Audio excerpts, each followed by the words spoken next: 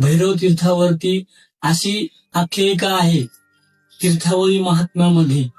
या ठिकाणी देवादिक म्हणजे ब्रह्म, विष्णू आणि महेश्वर या ठिकाणी स्नान करताना त्या ठिकाणी भगवंताला गर्व झाला असताना त्या ठिकाणी गर्वाचे हरण श्री भगवान कालभैरवानी केलेले आहे.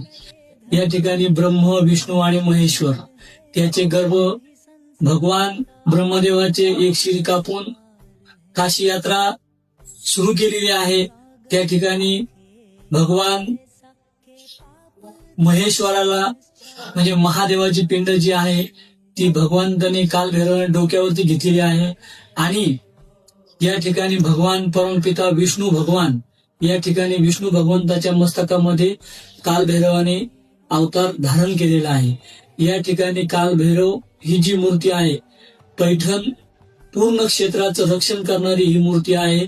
तंत्र, मंत्र, साधना, सिद्धी, उपासना या ठिकाणी अनेक लोक परंपरानुसार त्यांच्या या विद्येनुसार येतात आणि भक्तिभावाने इथे पूजा अर्चा विधी पूजन करतात. भगवान कालभैरवाची मूर्ती भैरव तीर्थ म्हणजे नागघाटावरती ही मूर्ती शककालीन म्हणजे पालथी नगरी या ठिकाणी ही मूर्ती होती.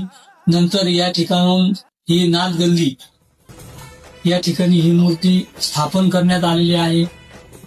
आणि या ठिकाणी भगवान महाकालचा अवतार म्हणजे कालभैरवाचा अवतार या ठिकाणी नाथगल्ली या ठिकाणी विराजमान आहे. विशिष्ट म्हणजे काय, शककालीन ही मूर्ती 2000 वर्षापूर्वीची मूर्ती. संत एकनाथ महाराज सुद्धा याची दर्शनासाठी या ठिकाणी भैरव तीर्थावर येत असत. तर पैठणकरांनो, आले आहात का कधी दर्शनासाठी? नसतील आले तर नक्की या. भेटूया पुढच्या भागात.